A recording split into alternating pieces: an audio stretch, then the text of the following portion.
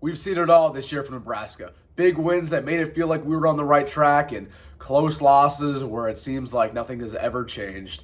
So in this video, instead of really talking about the Iowa game from yesterday, I know it hurt. I was at the game. I didn't really want to make a video right after it. Instead of talking about that game in detail, we're going to talk about the year as a whole, what I saw that went well, what I saw that went bad, and where Matt Rhule needs to go from here. Without further ado, if you like the video, please hit the like button on the video and also subscribe to the channel. We're going to have Nebraska content all offseason, but let's just start off with it.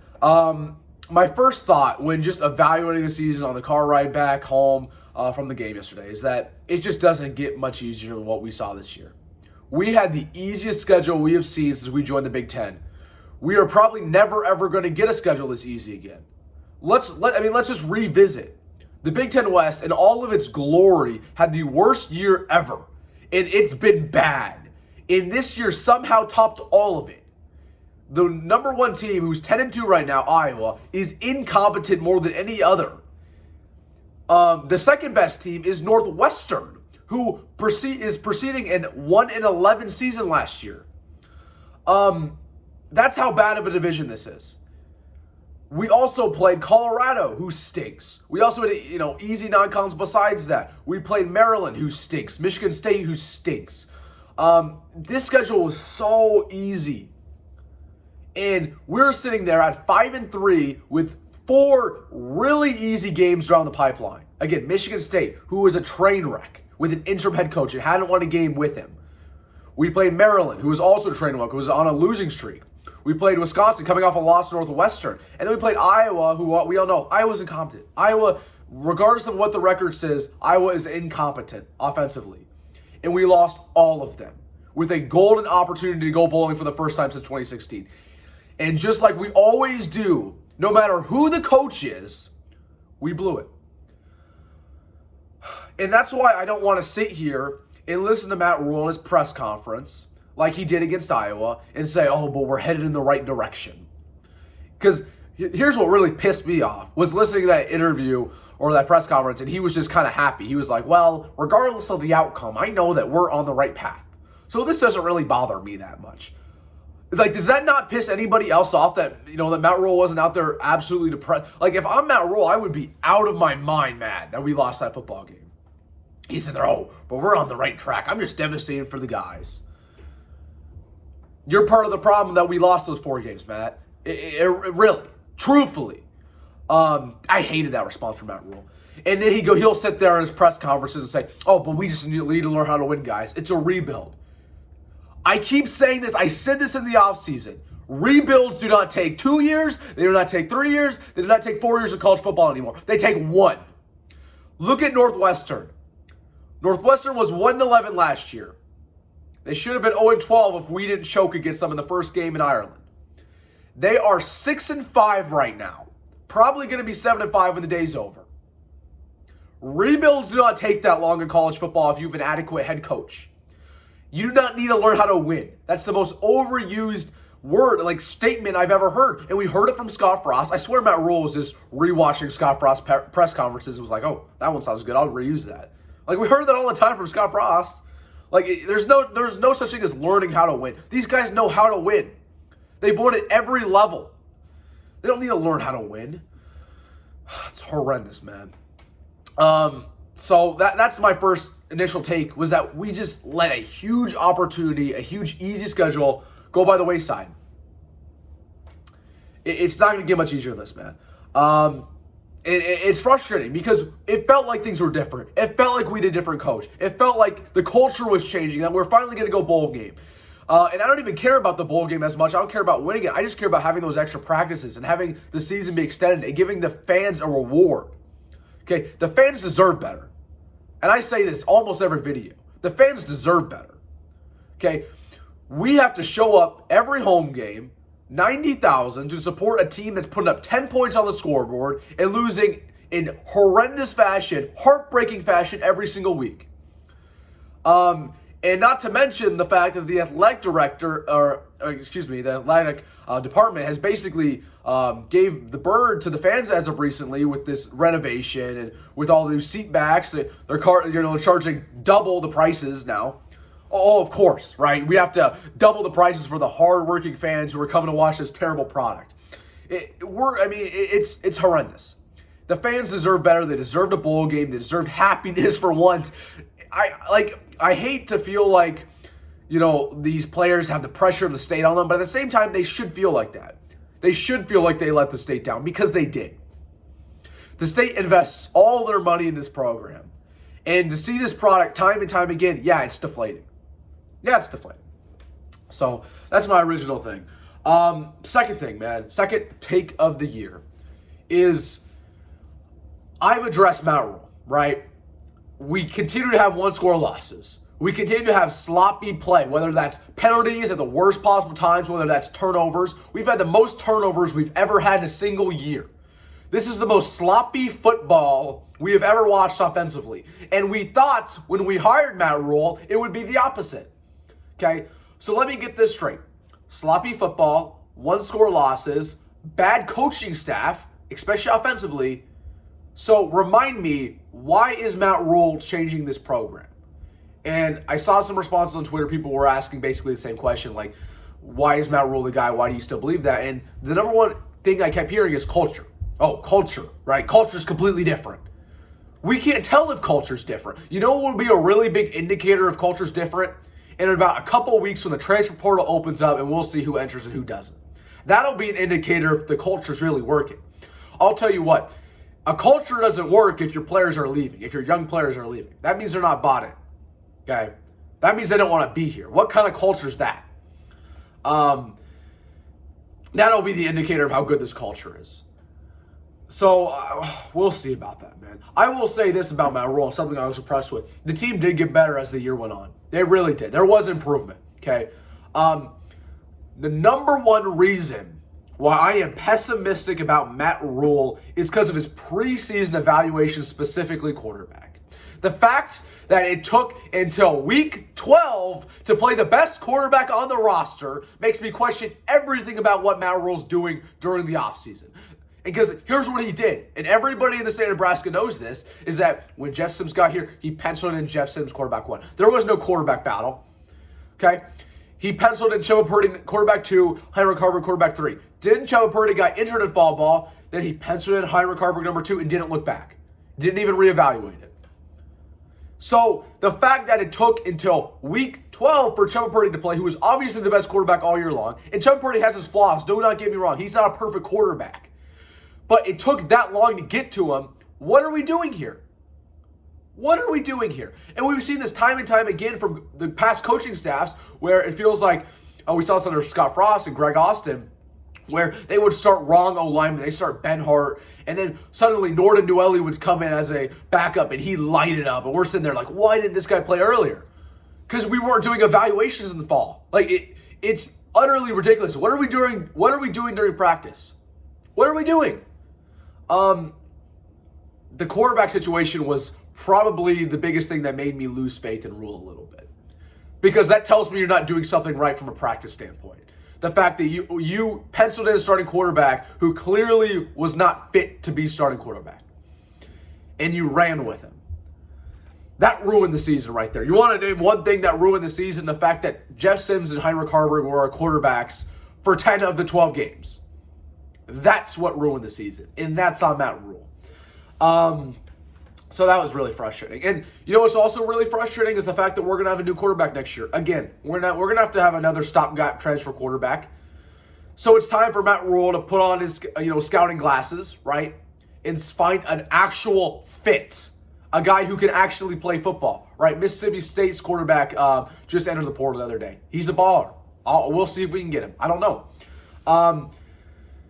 This brings my second point about Matt Rule. This actually the worst part about everything is the fact that I know deep down that there will not be a move made at offensive coordinator.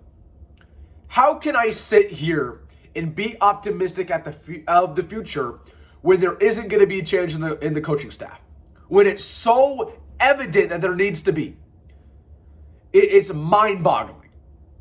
And it feels like Scott Frost again, where you're hiring your buddies and you're giving them excuses. You're giving, that was year one. He didn't have his players yet. Because here's what's going to happen is that next year we're going to have Marcus Satterfield again, same position, right? Offensive coordinator, and the same issues will persist. Then Matt Rule will have no choice. He'll fire him. Year 3. So basically, year 2 will be a wasted year. Year 3 will have a new offense coordinator, and then the excuse then will be, we're cracking him in, right?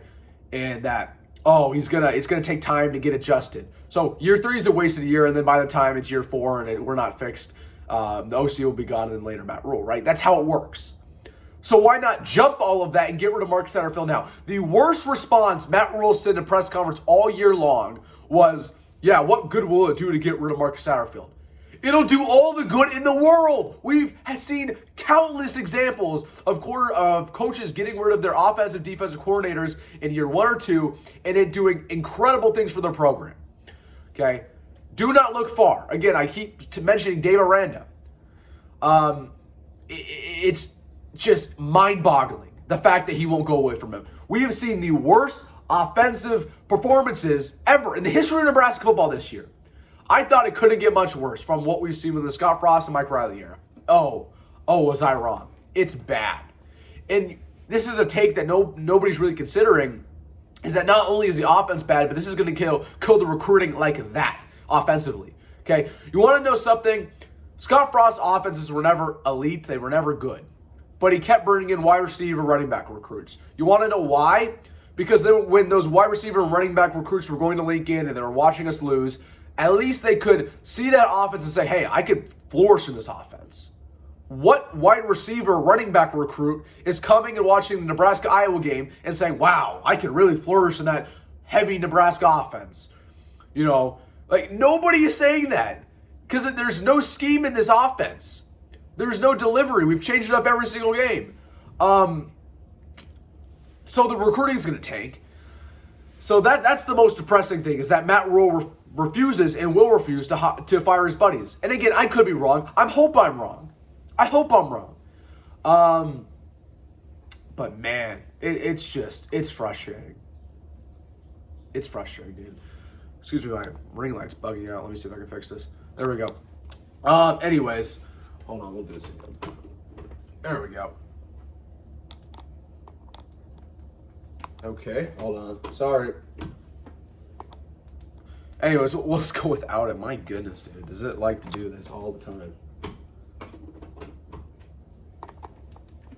Anyways, so that was the most frustrating thing about the year with Matt Rule, is that he's going to keep Marcus Satterfield. It's going to ruin the entirety of next year. And not to mention the fact that Tony White is going to leave. It's just the way it is. Tony White will leave. Probably for a better job. If I'm Tony White, I'm taking a lateral job. I'm going to another defensive coordinator position if I can find one in Power 5. Okay? Because it's going to be better than being here. So, it's bad, man. The whole coaching staff is an abomination. Let's just talk about the team, the players as a whole. Obviously, we talked about the quarterback situation. We're going to have a new quarterback next year. The running attack, same deal. We're going to have a new running back. Emmett Johnson, he's all right. He's never going to be a top-end running back. We've confirmed that. Ramir Johnson's too old. Gabe Irvin was overrated when he was playing. Kicker. Let's talk about kicker a little bit. I was a Tristan Alvano fan, man. I was a believer. I thought Tristan Alvano would be a lot better than what he turned out to be. What I saw this year has been a joke. He cost us 2 games in a row. And they were easy field goals against Wisconsin and against Iowa. At some point, and I kept blaming it before, and this is on me. This is my fault. When he was missing those field goals in the past, I blamed it on, he's just a young kid. It's just nerves. Sooner or later, when you keep missing these field goals, it's no longer nerves. It just means you're not good. Okay? Tristan Alvano is a problem. We need to address it. I do not feel comfortable rolling out Tristan Alvano as our kicker next year. Okay? I don't feel comfortable keeping him on scholarship. He lost us the Iowa game. With a 40-yard field goal, he absolutely shanked it. Same thing with Wisconsin. If it weren't for Tristan Alvano, we would be bowling this year. And I don't want to blame it on one guy, you know what I mean? And I know Tristan Alvano's talented, but man, oh man. 2 games he screwed up, and he's the reason we lost. And he's not the only reason we lost, but at some point, your only job is to kick field goals. And for you to brick 35, 40-yarders on occasion. You ended the year 60% field goal. 60% field goal. Terrible. That's the worst we've seen since what? Barrett Pickering in 2018? Man, he was bad. Going to our yearly stats. Let's look at that. Our quarterback leader in yards, Heinrich Haarberg, with 900. Can you believe that? We did not have a quarterback pass for more than 1,000 yards this year. That's a new record. Running back leader, rushing, was Heinrich Haarberg. Wow, that's embarrassing. We did not have honestly, looking at these stats, per carry wasn't too bad. Ramir averaged 5.4, Gabe was 5, Emma Johnson was 4.9. So per carry wasn't too bad, but nobody in the running back core rushed for more than 400 yards. That's embarrassing. Receiving now, awful. No receiver had more than 350 yards. Billy Kemp was a receiving leader and he missed time. Our second receiving leader was Thomas Fidone, who absolutely disappeared once Heinrich Haarberg started playing, because as we know, Heinrich Haarberg would just literally him the entire snap. Follow him the entire snap. Oh, if you eye down a receiver the entire play, yes, sooner or later he will get open. Okay, that's what happened there. There you go. My ring light started working again. So man, that was frustrating. Thomas Fidone is too talented to just leave the game and not come back and not make an impact. Alex Bullock with 200 yards was our third receiving leader. Another example of a guy who was just very overrated in the offseason. This is a guy that Matt Rule tried to hype up. He put him on scholarship. He said, this is the best runner on the team. Alex Bullock got no separation at all, ever. Ever. He has no speed. He dropped a bunch of balls. What can he do well? Okay, if you don't have good hands and you don't have good speed at the wide receiver spot and you don't have good height, you're not a good receiver. You're not a good receiver. It felt like the only time Alex Bullock touched the football was basically when Kevin Purdy or Heinrich Haarberg was scrambling from the pocket and they found him open last second, right? That brings us to the true freshman receivers, Jalen Lloyd and Malachi Coleman. 5 and 6 catches. I like Jalen Lloyd and Malachi Coleman, right? They're both athletic demons. They both have 4.4 speed. Here's the problem with them, though, is that they're not great route runners, and they don't get separation either. The only times Jalen Lloyd touched the football where it feels like on deep shots, where he could take advantage with his speed. Just straight up go routes. Okay, this is a guy who could not run a slant route up the middle, right, and get separation. Same thing with Malachi Coleman, right? Malachi Coleman had that big trick play, basically, touchdown, and everyone was hyping him up, and then he disappeared the rest of the year. Like, you're too talented to disappear from the games. So I know a lot of people love to blame the quarterback all year long, but these wide receivers were horrendous, man. This was one of the worst receiver cores we've seen. So that's the bad. There's a lot of bad that I just went over. Let's go to the good. The defense. All hail Tony White. If we can keep him, again, blank check, that'd be awesome. I'll give him his love for the D-line. The D-line was phenomenal this year. Terrence Stein did a great job. For once, I said it was a prove-it year for Ty Robinson. Ty Robinson proved it. He had a great year this year. Nash Hutmutcher. I was very on the edge about Nash. Great year. Nash was our best defensive lineman this year. Our true freshman, Cam Lenhart, had a great year. Prince Well Emmanuel had a great year, right? These are guys that I'm watching to make sure they don't enter the transfer portal. So they were awesome. And so apparently Jamari Butler was actually our sack leader with 5.5 sacks. That is interesting. So that's something. But yeah, like the D-line was really good this year. As for linebackers, they were okay. Honestly, I'm not going to miss our linebacker core. Luke Reimer, Nick Henrich, John Bullock. I'm not going to miss them. They were solid. They got the job done. They're never elite. They're not athletic. They got burnt.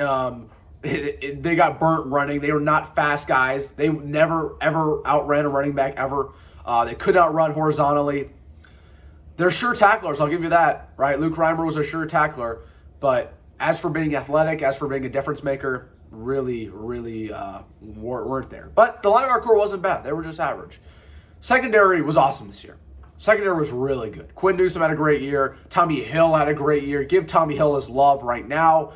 Omar Brown had a great year. Marcus Buford was great when he came back from injury. So give the secondary its love. It was great. And Malcolm Hartzog, as much as I don't like Malcolm Hartzog, and I was giving him a little bit of grief at the start of the year, when they moved positions and put him at safety, like I said in the offseason that they should do, he played a lot better. So shout out to him. Who didn't play good in the secondary? I'm very on the edge about Isaac Gifford. I'm not a big Isaac Gifford guy. He was a liability coverage. He's a great tackler, just like his brother. Liability coverage. But this defense was really solid. The thing about the defense that was so bad all year long was it's a good, above average, not great, not elite defense. It could never force turnovers when it mattered the most. It was not a sack-heavy defense, especially in the last couple of games. And really, it just gave up third downs every single game. Big third downs. Okay, this defense is really solid in a bunch of statistical categories besides giving up third downs. Man, was it bad. It felt like every single third down we give up was a 3rd down and 8, 3rd down and 9, 3rd down and 10. So there were some flaws there. Bend no break. It was a lot of times a bend no break defense, and then it ended up breaking at the end of the game, like we saw against Iowa. That 20-yard rush that really sealed it for them. It broke at the end of the game. But that's not entirely their fault. They were on the field much more than they needed to be. So that's kind of my thoughts about the defense. The defense, again, it was good, but it wasn't great. And it some of the times it felt like it would give up plays that really cost us at the end. So. That's my thought about the defense, the offense, the special teams. Let's just go into just an overall conversation. I'll wrap it up. Is where are we going with Matt Rule, right? Where are we going? What's the peak? Because I'll tell you this. I do not believe with Matt Rule we will ever be a national contender. I also don't believe that with Matt Rule we'll ever be a 10-win, 11-win, 12-win team. I think Matt Rule is a great bridge coach when it's all said and done. He's a guy who can get you to 7, 8 wins, maybe 9 wins, and then put you up, maybe even win you a division, and then maybe he'll leave for a better job, and you can ideally get a really good coach to bring you to the next level. That's what I think Matt Rule is. There are so many obvious coaching mistakes in Matt Rule that I cannot ignore. And that's what's really frustrating, right? If Matt Rule was a great game manager, I wouldn't be saying this. And that's what I thought that's what I thought he was, right? In the offseason, I'd say, I don't think Matt Rule's a perfect coach, but I think he's a good game manager. I can't say that anymore. I don't think Matt Rule's a good game manager. He absolutely blew the Wisconsin game with his clock management. He absolutely blew the Iowa game the same way. I don't think he's very disciplined. We had so many sloppy penalties as the year went on. I will say this about Matt Rule, the development's there. But, man, like, what is our peak as a program with Matt Rule? I don't know. And it's also frustrating when we look back at this year. Like, what was our most impressive win? Okay, we had no win to really hang up and be proud about. Our best win was Northwestern, a 6-win team. Northwestern, coming off a 1-11 year. That was our best win. It's not an impressive win at all. Okay? Anybody with our schedule, I truly believe, could have won 5 games. At minimum. Any team. Because our schedule was that bad. This year it was a train wreck. It was a train wreck year. As for it was a success, was a failure. I don't think it was a failure, right? It wasn't a failure at all. It wasn't a success. Absolutely not. At the end of the day, it was something we need to learn off of, but man, oh man, we need to get a lot better. And Matt Rule, this is going to be a tough offseason for you, man. You aren't Scott Frost, meaning you don't have automatic people buying into you every single offseason just because your name is Scott Frost and you were the quarterback in Nebraska. You're going to have to earn a lot of people's respect going into this offseason, okay? I'll tell you, number one, how to get it is you fire Marcus Satterfield. You have some stones, Matt Rule, and you fire the biggest liability on our coaching staff, who did not deserve the job in general. You should straight up have a press conference, admit that you made a bad hire in Marcus Satterfield, and move on. And let's get somebody who is actually a top-tier caliber coordinator. It's not hard. The second thing you could do is put together a good recruiting class in the 2025 class, put together a good transfer portal class, keep as many good talents as you can right now, and let's roll. That's what you can do.